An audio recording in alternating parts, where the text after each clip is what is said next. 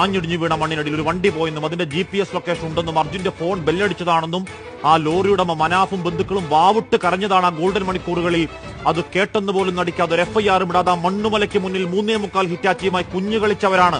ഇനിയും പൊതിഞ്ഞു പറയേണ്ടതല്ല, അത് പൊറുക്കാവതല്ല. ആ കോഴിക്കോട്ടെ ഒരു വീടിന്റെ വേദന നാടിന്റെ വേദനയാകുമ്പോഴാണ് രാഷ്ട്രീയ നേതൃത്വം ഇടപെട്ടപ്പോൾ മാത്രമാണ് ആ കല്ലിന് കാറ്റുപിടിച്ച സംവിധാനം അനക്കം വെച്ചത്. ഇന്നലെ ഉച്ചയ്ക്കാണ്. അപ്പോഴാ പ്രാണൻ മണ്ണിനടിയിൽപ്പെട്ട് മണിക്കൂറുകൾ 75. വൈകിയാണെങ്കിലും രക്ഷാപ്രവർത്തനം സജ്ജമായല്ലോ ദൈവമേ എന്ന് നെടുവീർപ്പിട്ടവർക്ക് മുന്നിൽ രാത്രി 9 ആകുമ്പോഴേക്കും ഉത്തര കന്നഡ സംവിധാനങ്ങൾ സർക്കാർ ജോലി കണക്കെ തെരച്ചിൽ നിർത്തി കടയും പൂട്ടി വീട്ടിൽ പോയിട്ട് റഡാർ സംവിധാനം തെരയാൻ തുടങ്ങിയത് 5-ാം നാൾ ഇന്ന് രാവിലെ 10:30. നമ്മുടെ ഒരു കൂടപ്പിറപ്പ് മണ്ണിനടിയിൽപ്പെട്ട് രാപ്പുകൾക്കിപ്പുറവും ഒരു സൂചനയും കിട്ടുന്നില്ലെങ്കിൽ കേന്ദ്ര കർണാടക സർക്കാരുകൾ നെഞ്ചിൽ കൈവച്ചെന്ന് പറയണം. ആ ഗംഗാവലി പുഴയോരത്ത് കാണാമറയത്ത് പ്രാണപ്രതീക്ഷയിൽ പാവം പിടിച്ച അർജുൻ അല്ലായിരുന്നുവെങ്കിൽ, ഏതെങ്കിലും ഒരു മന്ത്രിപുത്രനോ അവന്റെ ആഡംബരക്കാരോ ആയിരുന്നെങ്കിൽ സംവിധാനങ്ങളെ ഇതാകുമായിരുന്നോ നിങ്ങളുടെ നിലപാട്? പെരുമഴയെന്നും നനഞ്ഞ മണ്ണെന്നും സാങ്കേതികത ഞങ്ങളോട് പറയല്ലേ.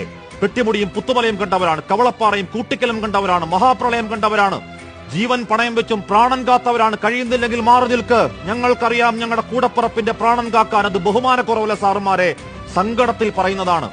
ചെറിയ പ്രായത്തിൽ പെയിന്റ് പണിയിൽ തുടങ്ങി അച്ഛന്റെ പ്രാരാബ്ദം ഏറ്റെടുത്തവനാണ്. സഹോദരനെ പഠിപ്പിച്ച് ബാങ്ക് ജോലി വാങ്ങിക്കൊടുത്തവനാണ്. സഹോദരിമാരെ പഠിപ്പിച്ചവനാണ്. വീടിന്റെ നട്ടെല്ലാണ്. ഏതു മണ്ണാഴത്തിലാണെങ്കിലും അമ്മയും നാടും കാത്തിരിപ്പാണ്.